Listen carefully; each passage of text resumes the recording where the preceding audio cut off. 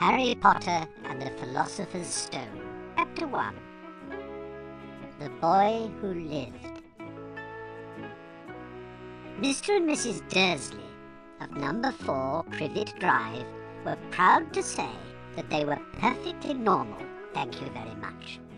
They were the last people you'd expect to be involved in anything strange or mysterious, because they just didn't hold with such nonsense. Mr. Dursley was the director of a firm called Grummings, which made drills. He was a big, beefy man with hardly any neck, although he did have a very large moustache. Mrs. Dursley was thin and blonde and had nearly twice the usual amount of neck, which came in very useful, as she spent so much of her time craning over garden fences, spying on the neighbours. The Dursleys had a small son called Dudley, and in their opinion there was no finer boy anywhere. The Dursleys had everything they wanted, but they also had a secret, and their greatest fear was that somebody would discover it. They didn't think they could bear it if anyone found out about the Potters. Mrs. Potter was Mrs. Dursley's sister, but they hadn't met for several years. In fact, Mrs. Dursley pretended she didn't have a sister, because her sister and her good-for-nothing husband were as un-Dursleyish as it was possible to be. The Dursleys shuddered to think what the neighbours would say if the Potters arrived in the street. The Dursleys knew that the Potters had a small son too, but they had never seen him. This boy was another good reason for keeping the Potters away. They didn't want Dudley mixing with a child like that. When Mr. and Mrs. Dursley woke up on the dull, grey Tuesday our story starts, there was nothing about the cloudy sky outside to suggest that strange and mysterious things would soon be happening all over the country. Mr. Dursley hummed as he picked out his most boring tie for work, and Mrs. Dursley gossiped away happily as she wrestled a screaming Dudley into his high chair. None of them noticed a large, tawny owl flutter past the window. At 8:30, Mr. Dursley picked up his briefcase, pecked Mrs. Dursley on the cheek, and tried to kiss Dudley goodbye, but missed, because Dudley was now having a tantrum and throwing his cereal at the walls. "Little tyke," chortled Mr. Dursley as he left the house. He got into his car and backed out of number 4's drive. It was on the corner of the street that he noticed the first sign of something peculiar. A cat reading a map. For a second, Mr. Dursley didn't realise what he had seen. Then he jerked his head around to look again. There was a tabby cat standing on the corner of Privet Drive, but there wasn't a map in sight. What could he have been thinking of? It must have been a trick of the light. Mr. Dursley blinked and stared at the cat. It stared back.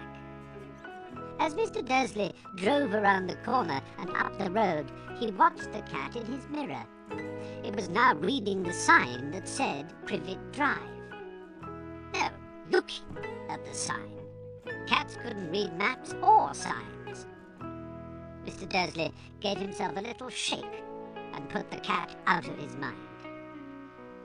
As he drove towards town, he thought of nothing except a large order of drills he was hoping to get that day. But on the edge of town, drills were driven out of his mind by something else.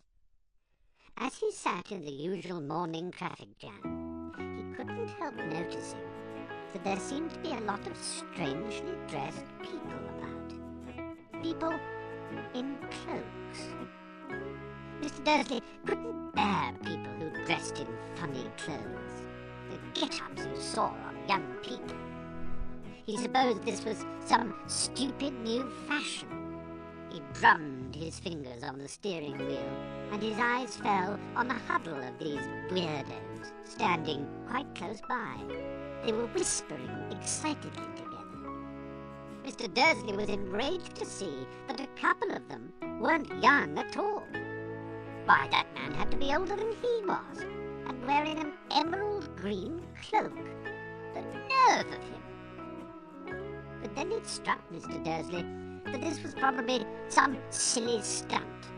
These people were obviously collecting for something. Yes, that would be it. The traffic moved on, and a few minutes later, Mr. Dursley arrived in the Grunnings car park, his mind back on drills. Mr. Dursley always sat with his back to the window in his office on the 9th floor. If he hadn't, he might have found it harder to concentrate on drills that morning. He didn't see the owls swooping past in broad daylight, though people down in the street did. They pointed and gazed open-mouthed as owl after owl sped overhead. Most of them had never seen an owl, even at night time. Mr. Dursley, however, had a perfectly normal, owl-free morning. He yelled at 5 different people. He made several important telephone calls and shouted a bit more. He was in a very good mood until lunchtime, when he thought he'd stretch his legs and walk across the road to buy himself a bun from the baker's opposite. He had forgotten all about the people in cloaks until he passed a group of them next to the baker's. He eyed them angrily as he passed. He didn't know why, but they made him uneasy. This lot were whispering excitedly too, and he couldn't see a single collecting tin. It was on his way back past them, clutching a large doughnut in a bag, that he caught a few words of what they were saying. The Potters, that's right, that's what I heard. Yes, their son, Harry. Mr. Dursley stopped dead. Fear flooded him.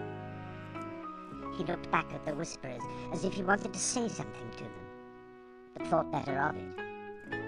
He dashed back across the road, hurried up to his office, snapped at his secretary not to disturb him, seized his telephone, and had almost finished dialing his home number when he changed his mind. He put the receiver back down and stroked his moustache, thinking. No, he was being stupid. Potter wasn't such an unusual name. He was sure there were lots of people called Potter who had a son called Harry. Come to think of it, he wasn't even sure his nephew was called Harry. He'd never even seen the boy. It might have been Harvey, or Harold. There was no point in worrying Mrs. Dursley. She always got so upset at any mention of her sister. He didn't blame her if he'd had a sister like that. But all the same, those people in cloaks. He found it a lot harder to concentrate on drills that afternoon. And when he left the building at 5 o'clock, he was still so worried that he walked straight into someone just outside the door. Sorry, he grunted, as the tiny old man stumbled and almost fell. It was a few seconds before Mr. Dursley realized that the man was wearing a violet cloak. He didn't seem at all upset at being almost knocked to the ground. On the contrary, his face split into a wide smile, and he said in a squeaky voice that made passers-by stare, "Oh, don't be sorry, my dear sir, for nothing could upset me today. Rejoice, for you know who has gone at last. Even muggles like yourself should be celebrating this happy, happy day." And the old man hugged Mr. Dursley around the middle and walked off. Mr. Dursley stood rooted to the spot. He had been hugged by a complete stranger. He also thought he'd been called a muggle, whatever that was. He was rattled. He hurried to his car and set off home, hoping he was imagining things, which he had never hoped before, because he didn't approve of imagination. As he pulled into the driveway of number 4, the first thing he saw, and it didn't improve his mood, was the tabby cat he'd spotted that morning. It was now sitting on his garden wall. He was sure it was the same one. It had the same markings around its eyes. "Shoo!" said Mr. Dursley loudly. The cat didn't move. It just gave him a stern look. Was this normal cat behavior? Mr. Dursley wondered. Trying to pull himself together, he let himself into the house. He was still determined not to mention anything to his wife. Mrs. Dursley had had a nice, normal day. She told him over dinner all about Mrs. Next Door's problems with her daughter, and how Dudley had learnt a new word, shan't. Mr. Dursley tried to act normally.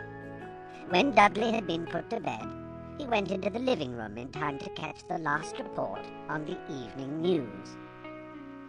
And finally, bird watchers everywhere have reported that the nation's owls have been behaving very unusually today. Although owls normally hunt at night and are hardly ever seen in daylight, there have been hundreds of sightings of these birds flying in every direction since sunrise. Experts are unable to explain why the owls have suddenly changed their sleeping pattern. The newsreader allowed himself a grin. Most mysterious. And now, over to Jim McGuffin with the weather. Going to be any more showers of owls tonight, Jim? Well, Ted, said the weatherman, I don't know about that, but it's not only the owls that have been acting oddly today. Viewers as far apart as Kent, Yorkshire and Dundee have been phoning in to tell me that instead of the rain I promised yesterday, they've had a downpour of shooting stars. Perhaps people have been celebrating bonfire night early. It's not until next week, folks, but I can promise a wet night tonight. Mr. Dursley sat frozen in his armchair. Shooting stars all over Britain? Owls flying by daylight? Mysterious people in cloaks all over the place? And a whisper about the Potters. Mrs. Dursley came into the living room carrying 2 cups of tea. It was no good. He'd have to say something to her. He cleared his throat nervously. Petunia, dear, you haven't heard from your sister lately, have you? As he had expected, Mrs. Dursley looked shocked and angry. After all, they normally pretended she didn't have a sister. No, she said sharply. Why? Funny stuff on the news, Mr. Dursley mumbled. Owls, shooting stars. There were a lot of funny-looking people in town today. So? Snapped Mrs. Dursley. Well, I just thought maybe it was something to do with, her lot. Mrs. Dursley sipped her tea through pursed lips. Mr. Dursley wondered whether he dared tell her he'd heard the name Potter. He decided he didn't dare. Instead, he said, as casually as he could, their son. He'd be about Dudley's age now, wouldn't he? I suppose so, said Mrs. Dursley stiffly. What's his name again? Howard, isn't it? Harry. Nasty, common name, if you ask me. Oh, yes, said Mr. Dursley, his heart sinking horribly. Yes, I quite agree. He didn't say another word on the subject as they went upstairs to bed. While Mrs. Dursley was in the bathroom, Mr. Dursley crept to the bedroom window and peered down into the front garden. The cat was still there. It was staring down Privet Drive as though it was waiting for something.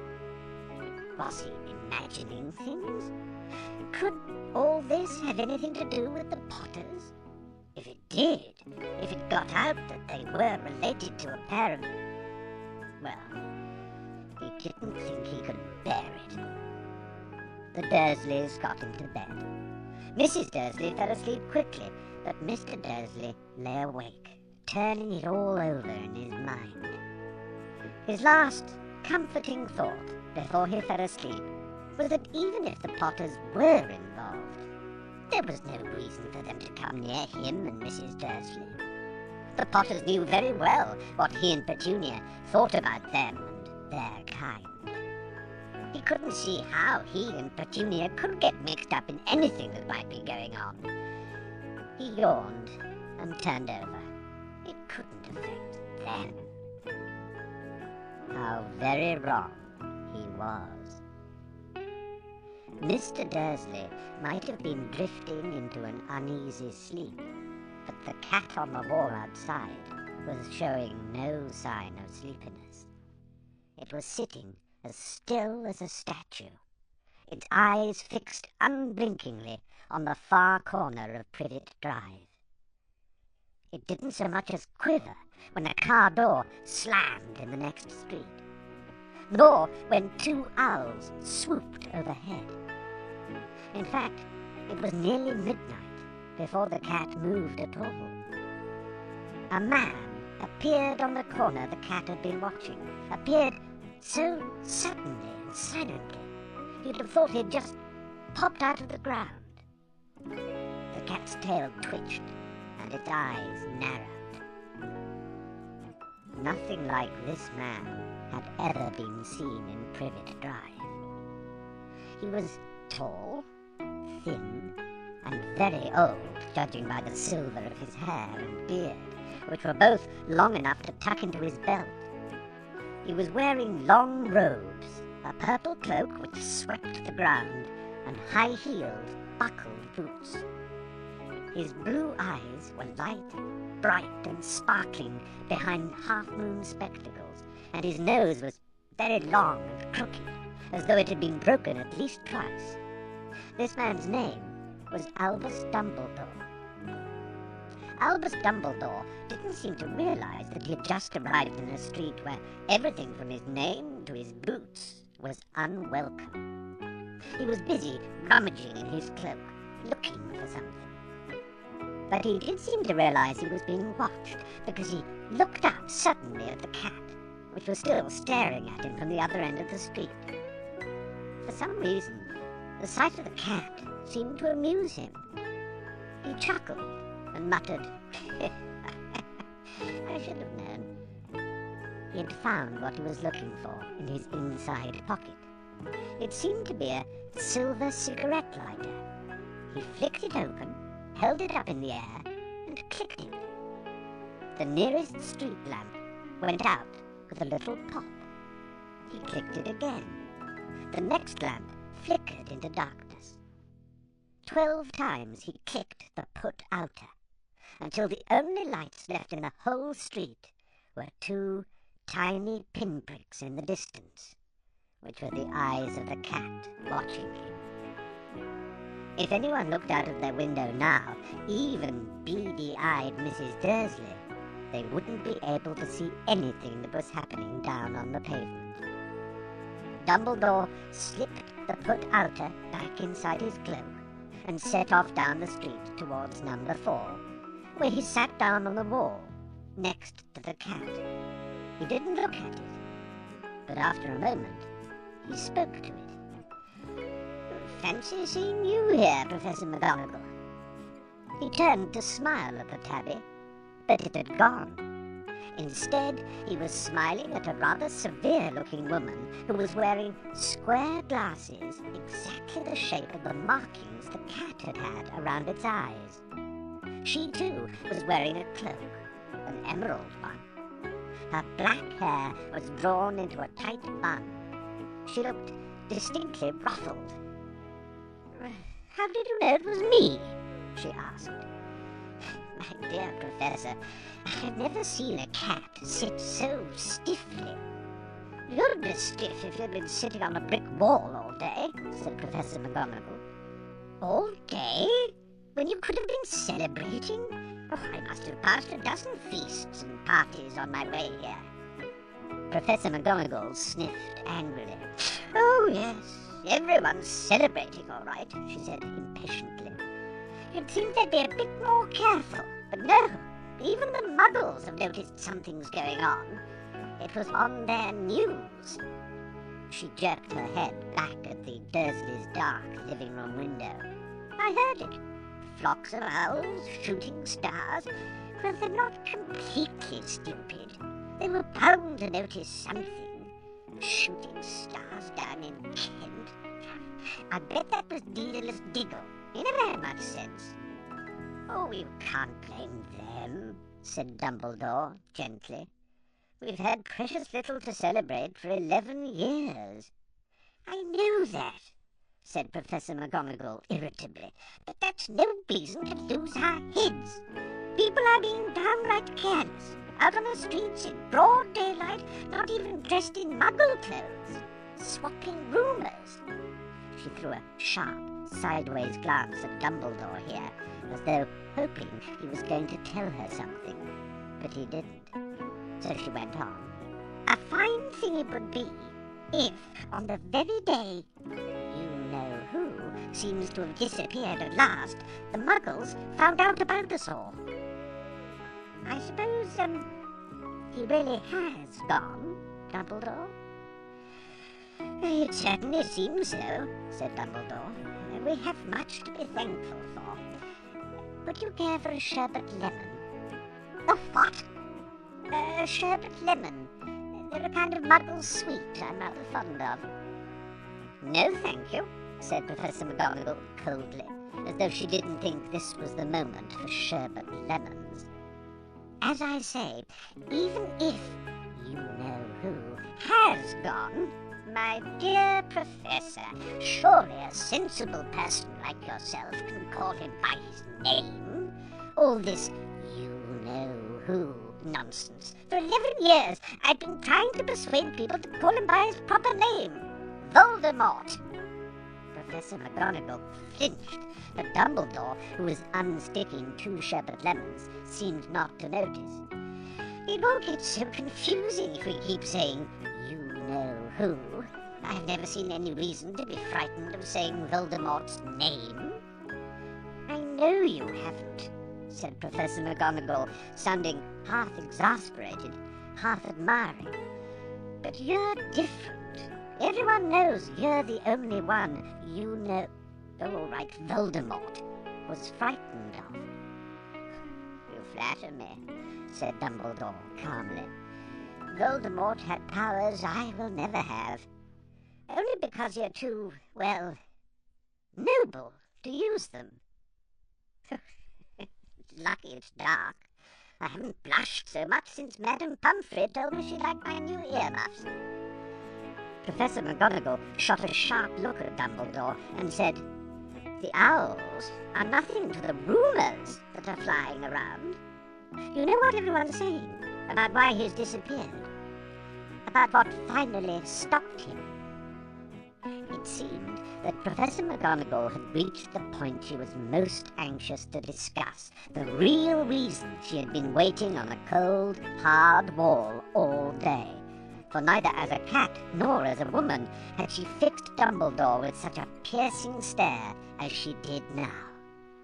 It was plain that whatever everyone was saying, she was not going to believe it until Dumbledore told her it was true.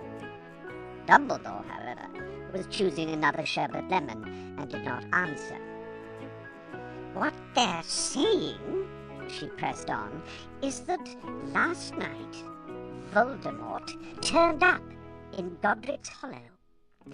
He went to find the Potters. The rumor is that Lily and James Potter that they're dead. Dumbledore bowed his head. Professor McGonagall gasped. Lily and James? I can't believe it. I didn't want to believe it. Oh, Albus. Dumbledore reached out and patted her on the shoulder. I know, he said heavily. Professor McGonagall's voice trembled as she went on. That's not all. They're saying he tried to kill the Potter's son, Harry. But he couldn't. He couldn't kill that little boy. No one knows why or how, but they're saying that when he couldn't kill Harry Potter, Voldemort's power somehow broke, and that's why he's gone. Dumbledore nodded glumly. It's true, faltered Professor McGonagall. After all he's done, all the people he's killed, he couldn't kill a little boy? It's just astounding. Of all the things to stop him, who in the name of heaven did Harry survive? We can only guess, said Dumbledore. We may never know. Professor McGonagall pulled out a lace handkerchief and dabbed at her eyes beneath her spectacles. Dumbledore gave a great sniff as he took a golden watch from his pocket and examined it. It was a very odd watch. It had 12 hands, but no numbers. Instead, little planets were moving around the edge. It must have made sense to Dumbledore, though, because he put it back in his pocket and said, Hagrid's late. I suppose it was he who told you I'd be here, by the way. Yes, said Professor McGonagall, and I don't suppose you're going to tell me why you're here of all places. I've come to bring Harry to his aunt and uncle. They're the only family he has left now. You don't mean... You can't mean the people who live here, cried Professor McGonagall, jumping to her feet and pointing at number 4. Dumbledore, you can't! I've been watching them all day. You couldn't find 2 people who are less like us. And they've got this son. I saw him kicking his mother all the way up the street, screaming for sweets. Harry Potter, come and live here? It's the best place for him, said Dumbledore firmly. His aunt and uncle will be able to explain everything to him when he's older. I've written them a letter. A letter? Repeated Professor McGonagall faintly, sitting back down on the wall. Really, Dumbledore, you think you can explain all this in a letter? These people will never understand him. He'll be famous, a legend. I wouldn't be surprised if today was known as Harry Potter Day in future. There will be books written about Harry.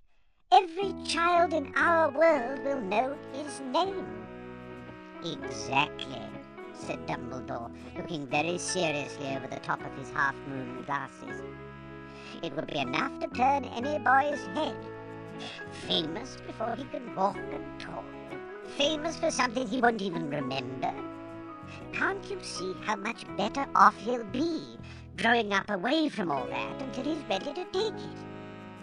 Professor McGonagall opened her mouth, changed her mind, swallowed, and then said, Yes, you're right, of course.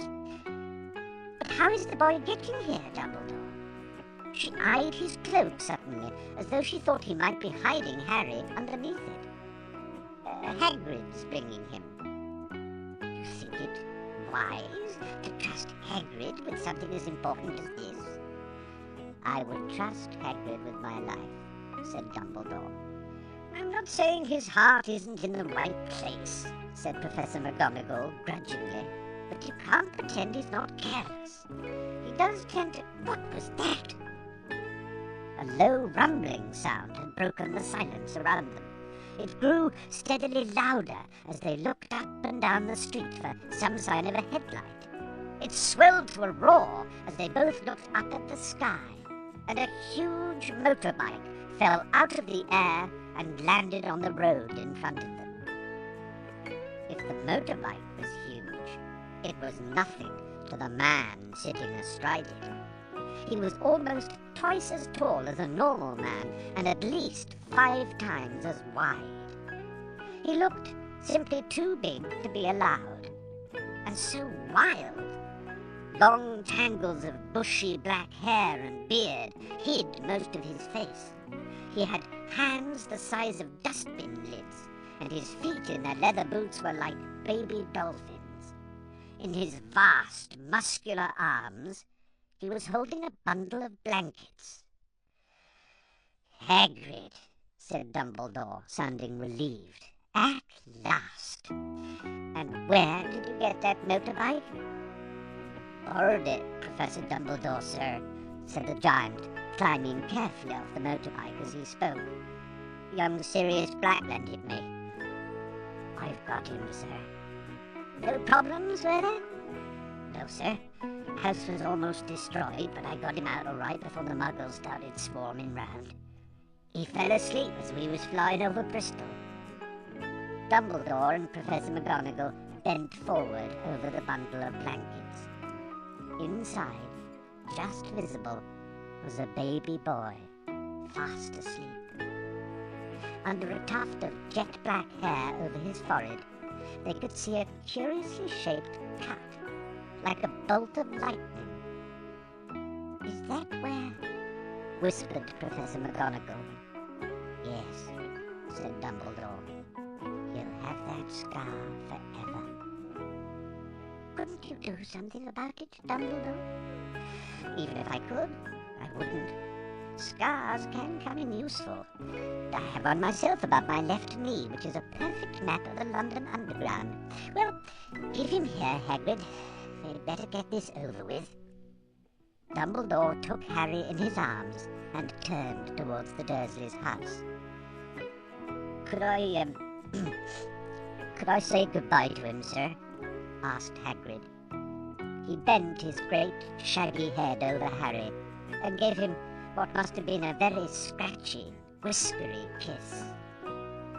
Then suddenly, Hagrid let out a howl like a wounded dog. "Shh!" hissed Professor McGonagall. "You'll wake the muggles." "Sorry," sobbed Hagrid, taking out a large spotted handkerchief and burying his face in it. "But I can't stand it. Lily and James dead. Poor little Harry off to live with muggles." Yes, it's all very sad, but get a grip on yourself, Hagrid, or we'll be found," Professor McGonagall whispered, patting Hagrid gingerly on the arm as Dumbledore stepped over the low garden wall and walked to the front door. He laid Harry gently on the doorstep, took a letter out of his cloak, tucked it inside Harry's blankets, and then came back to the other two. For a full minute, the three of them stood and looked at the little bundle. Hagrid's shoulders shook.